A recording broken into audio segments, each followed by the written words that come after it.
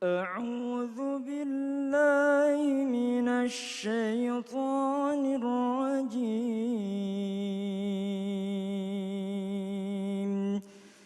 بسم الله الرحمن الرحيم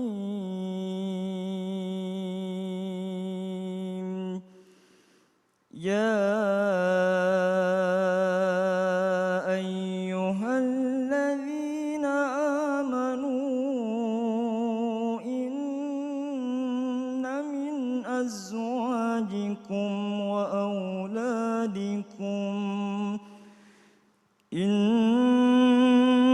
من أزواجكم وأولادكم عدوا لكم فاحذروهم وإن تعفوا وتصفحوا وتغفروا فإن الله غفور رحيم إنما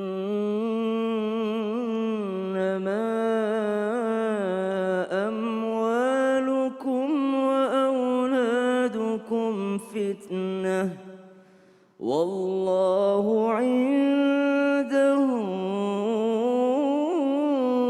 أجر عظيم.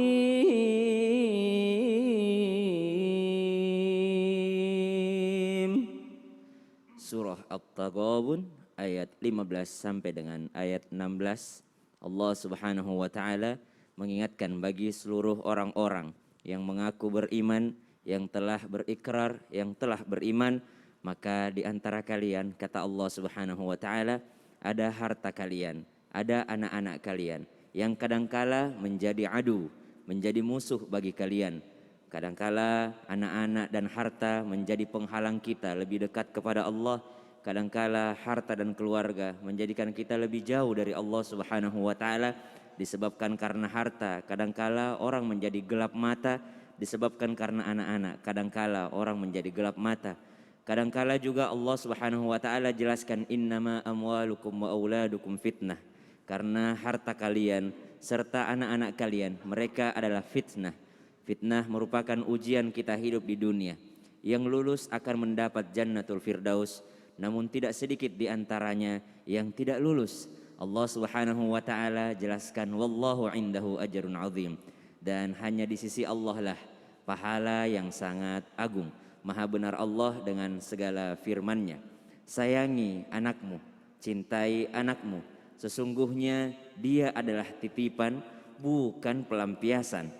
Dan hari ini Islam itu indah akan membahasnya dengan tema kenapa sih marah-marah mulu sama anak?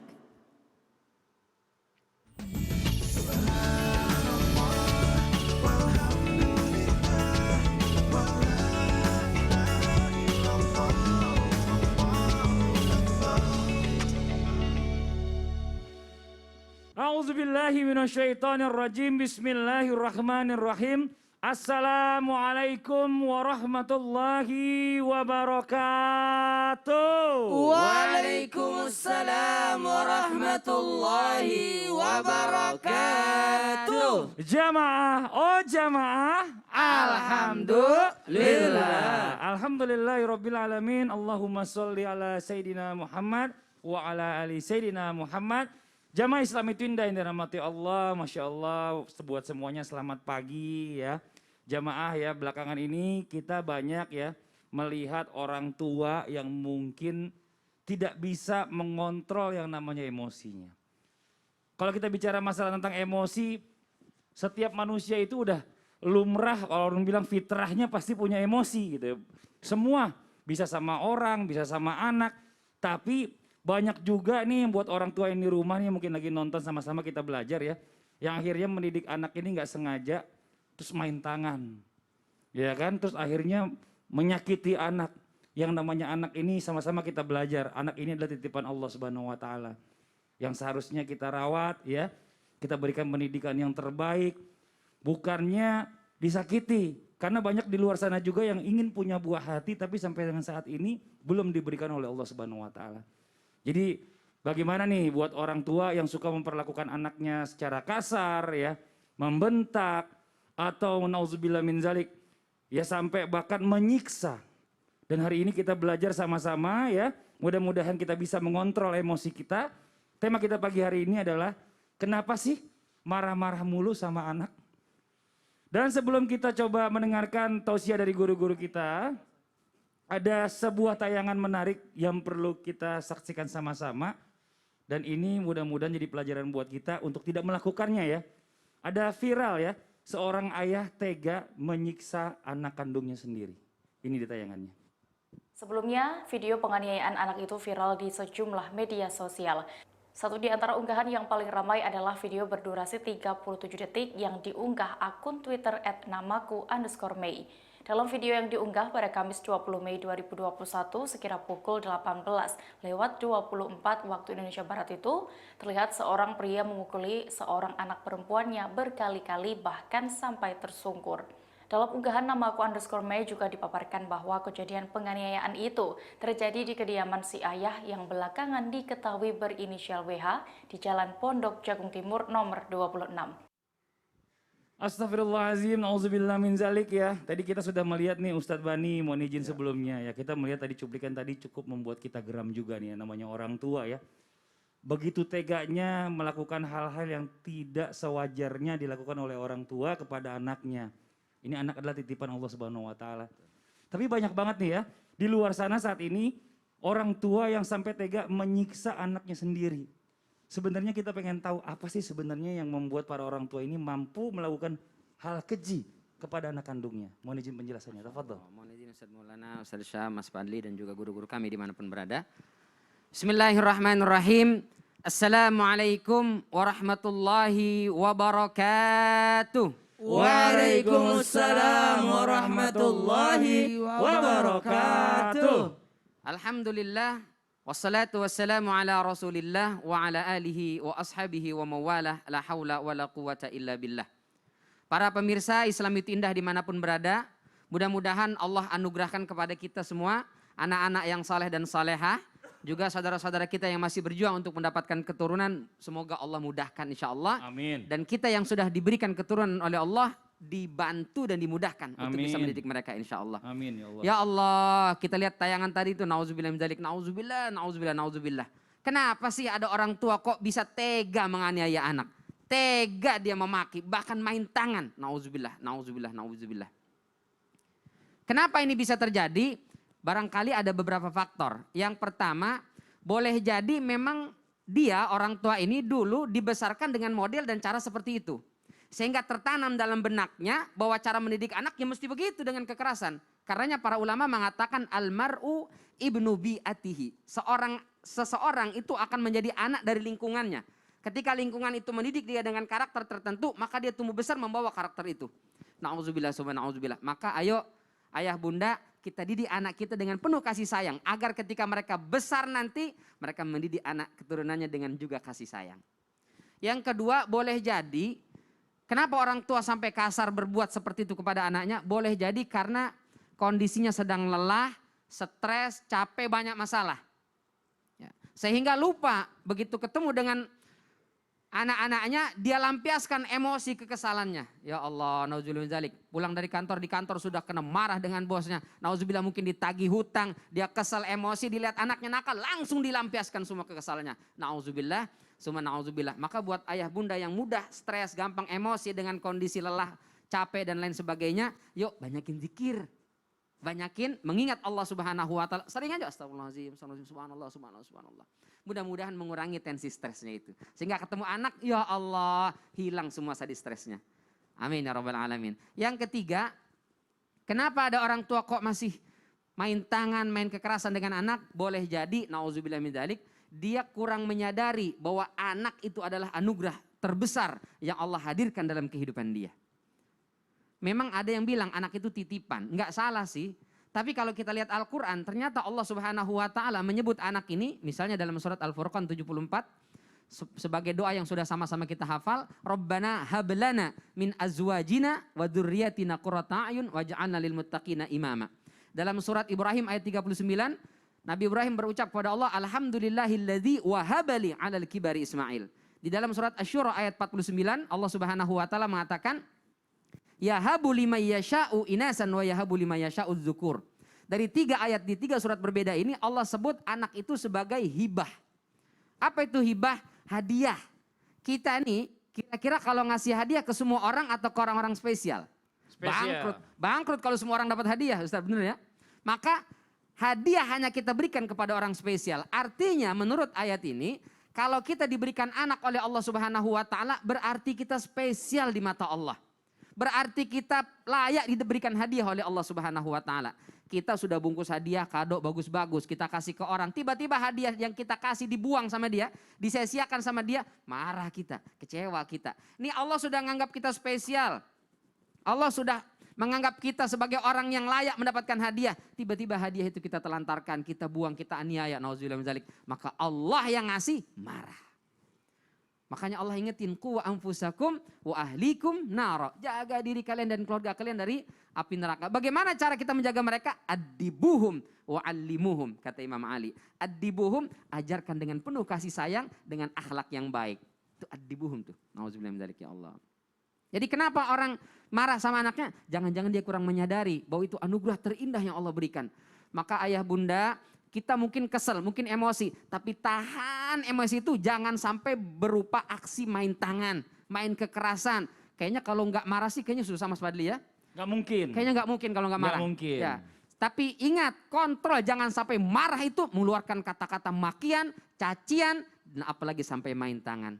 Ingat, di luar sana jutaan orang mendambakan nangis di sepertiga malamnya. Berharap, memohon kepada Allah supaya diberikan anak yang Allah sudah berikan kepada kita. Maka syukur itu. Wallahu a'lam bishawab. Jazakallah khairan katsiran. Tapi yang benar ya, yang namanya orang tua itu nggak pernah yang namanya luput dari yang namanya kemarahan kepada anak. Apalagi makin gede, ulahnya makin bertingkah gitu ya kan. Ada aja nih, diajarin ini baik-baik ya kan.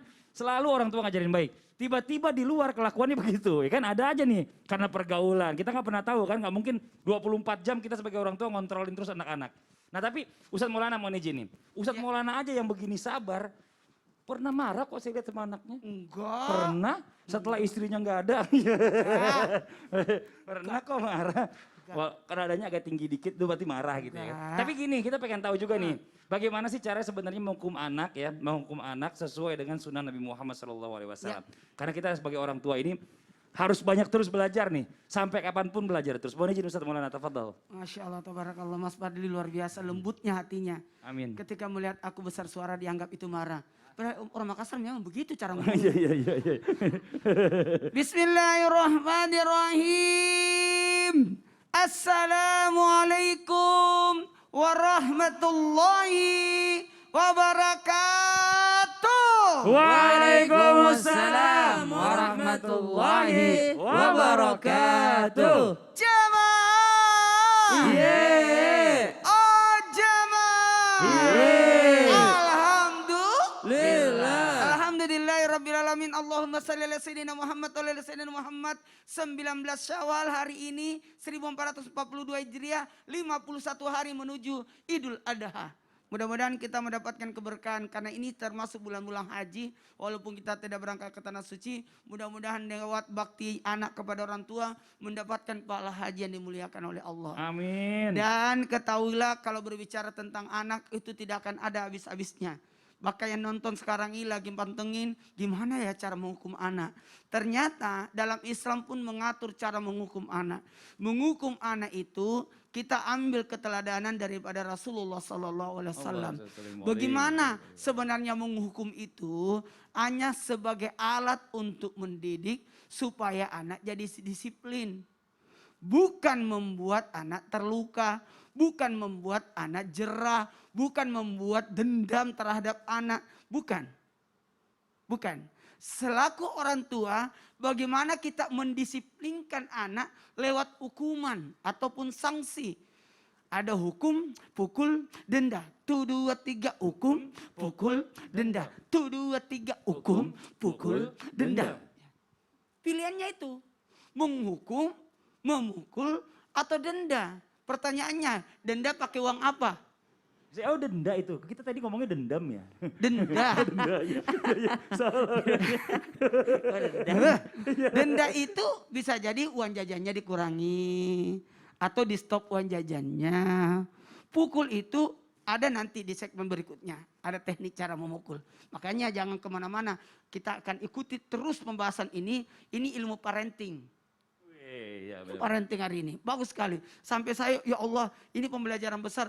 Aku yang butuh materi ini. Karena tidak ada orang berpengalaman dalam mendidik anak. Tapi semua belajar untuk mendidik anak. Yang berikutnya. Memberikan arahan dan perbaikan. Jadi hukuman itu sebagai arahan. Bukan balas dendam. Mengarahkan anak supaya mengikuti aturan yang ada.